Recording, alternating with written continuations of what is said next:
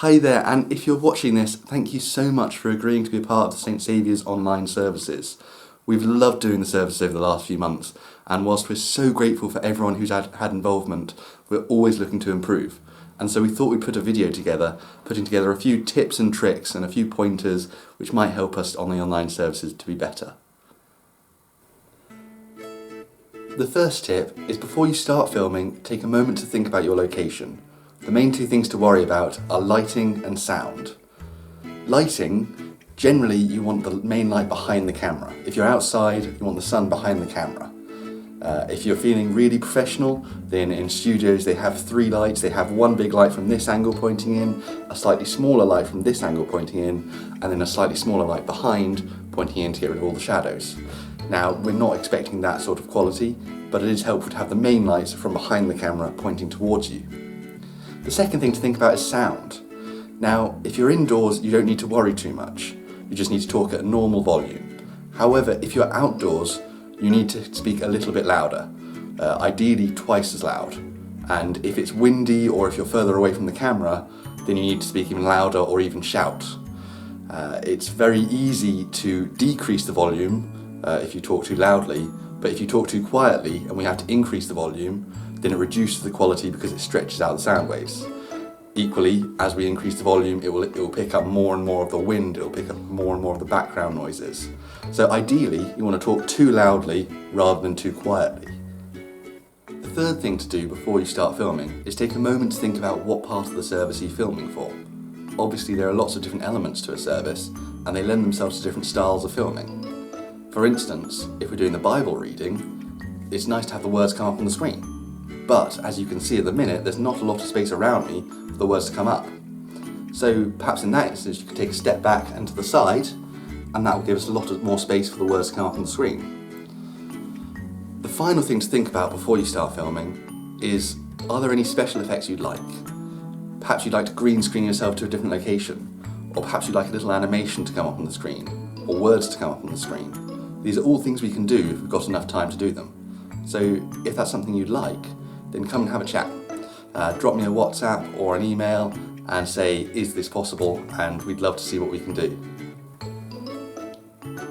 Now, the most common mistakes we see whilst filming tend to be in the first few seconds.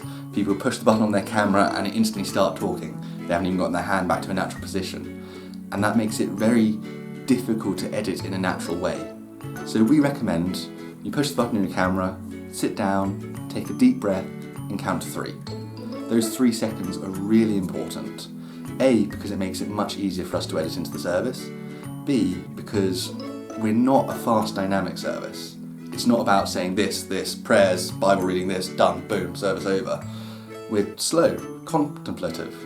The person before you may have said something really inspiring which we need to take a moment to process. Or perhaps they've said something which we need to say amen to in our hearts. So having a nice slow transition from what they have to say to what you have to say is really helpful. Ultimately, it's easy enough for us to trim the start of your video if we need to, but we can't really do the opposite.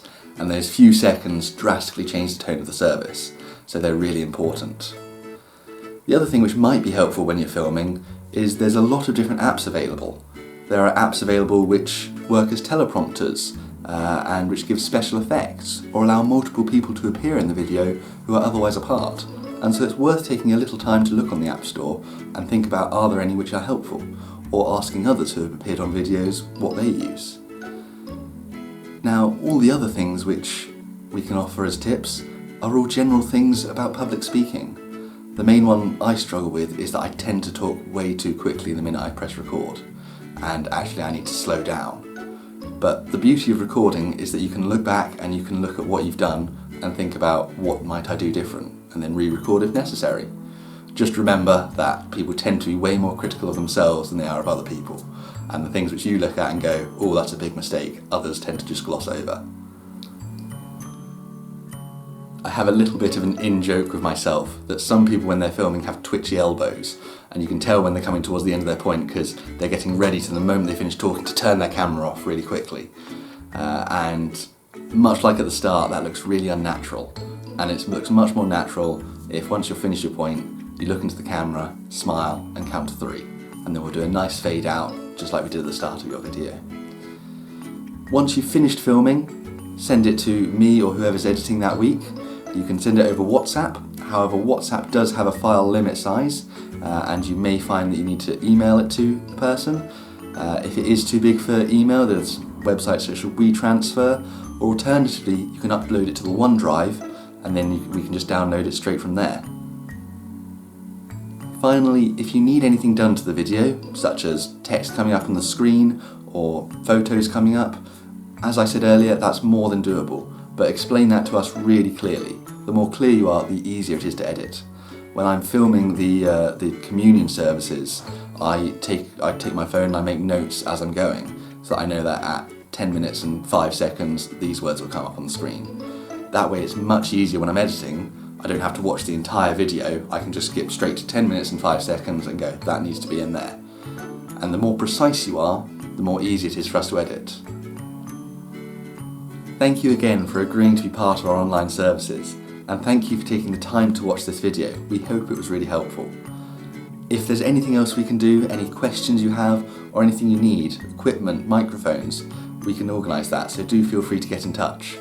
And if you'd like to be part of our editing team, then again, get in touch. It's a lot easier than it might seem.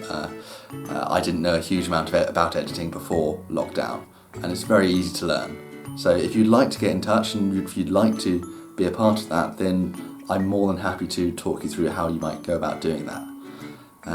But we'd love to have you on the team, and thank you again for watching these videos.